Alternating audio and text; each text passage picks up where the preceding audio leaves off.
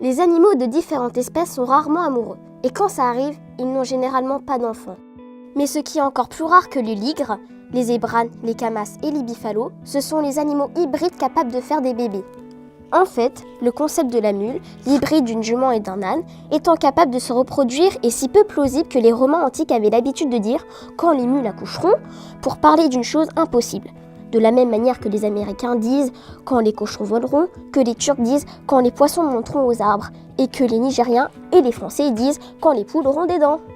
En effet, pour pouvoir se reproduire avec succès, les animaux ont besoin de créer des cellules sexuelles.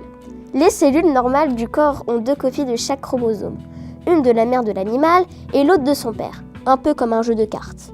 Et chaque jeu peut simplement être dupliqué pour ensuite être séparé en 2 et former une nouvelle cellule. Mais les cellules sexuelles sont différentes. Elles sont produites en prenant chaque ensemble de chromosomes, en les dupliquant et en mélangeant quelques cartes des 2 jeux avant de les séparer pour faire 4 spermatozoïdes comprenant un jeu complet et unique chacun.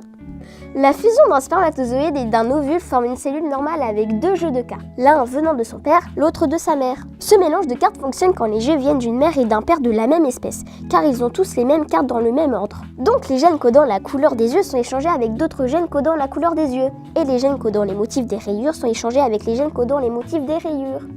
Mais dans les cellules des animaux hybrides, l'ordre des cartes des 2 jeux n'est pas identique, car ils viennent de parents d'espèces différentes.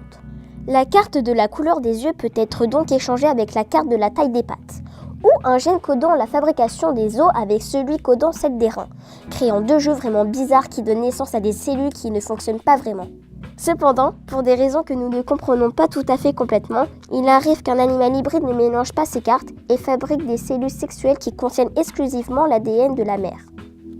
En fait, ça n'est arrivé que quelques rares fois, et uniquement pour les mules femelles avec des ânes. Ces mules ont fait des enfants en fabriquant des ovules qui ne contenaient que les informations génétiques de leur mère. Bizarrement, ça veut dire que chacun de ces enfants est également la demi-sœur de sa mère. Donc, même si pour le moment les poules n'ont toujours pas de dents, parfois une mule peut accoucher.